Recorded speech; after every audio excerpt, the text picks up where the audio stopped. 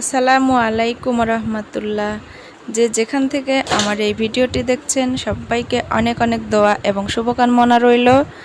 আমার সকল বন্ধুদেরকে আবারও সালাম। জনৈক ব্যক্তিকে উপদেশ দিতে গিয়ে রাসূলুল্লাহ সাল্লাল্লাহু আলাইহি সাল্লামের একটি হাদিস আজকে আপনাদের সাথে শেয়ার করতে চাই। আল্লাহর রাসূল সাল্লাল্লাহু আলাইহি সাল্লাম বলেছেন, 5টি বিষয়ের আগে 5টি বিষয়ের প্রতি যেন সময় থাকতেই আমরা সকলে গুরুত্ব প্রদান করি, তাহলে নিজে উপকৃত হব, নিজের আমলটা শক্তিশালী এবং মজবুত হবে। তো আল্লাহর রাসূল সাল্লাল্লাহু আলাইহি সাল্লাম কি বললেন? প্রথমে বললেন 1 নম্বরে বার্ধক্য আসার আগে যৌবনের। আপনার যখন সময়টা চলে যাবে, আপনি বুড়ো না হয়ে যেতে আপনার যে যৌবনকালটা আছে সেটা আপনাকে কাজে লাগাতে হবে। এই সময়টা আপনাকে ইবাদত বেশি বেশি করতে হবে। আল্লাহর কাছে এই যৌবনকালের ইবাদতটা বেশি প্রিয়। তারপরে 2 নম্বরে বলেছেন রোগাক্রান্ত হওয়ার আগে সুস্থতার।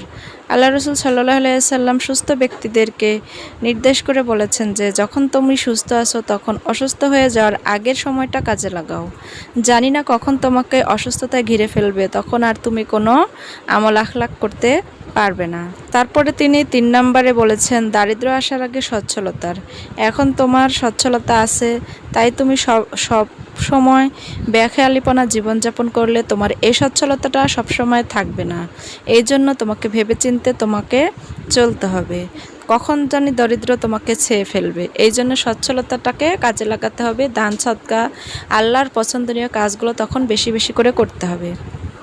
4 নম্বরে বলেছেন ব্যস্ত হয়ে যাবার আগে অবসর সময়ের। তুমি এখন অবসর আছো, এই সময়টুকু তোমার ঈমান, আমল এবং আখলাকে তুমি কাজে লাগাও। জানি না কখন তুমি এর চেয়ে বেশি ব্যস্ত হয়ে যাবে, তখন তুমি আর সময়টা দিতে পারবে না। একদম শেষে 5 নম্বরে বলেছেন মৃত্যু আসার আগে জীবনের। একদম হায়াত যখন ফুরিয়ে যায় তখন আর একটা মানুষ চাইলেও কোনো কিছু করতে পারে না।